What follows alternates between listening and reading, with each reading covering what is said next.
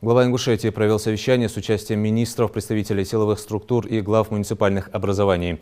Встреча инициирована Калиматовым в связи с поступившей информацией о гибели военнослужащих из Ингушетии в ходе специальной операции в Донбассе. Поступают различные данные о количестве погибших и раненых. По точно подтвержденным 4 наших молодых людей погибли.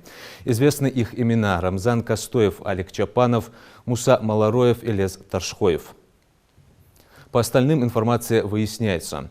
Махмуд Али Калиматов сообщил, что семьям погибших будет оказана помощь в виде материальных выплат, а также содействие в их транспортировке и организации похорон за счет средств из Национального фонда развития республики.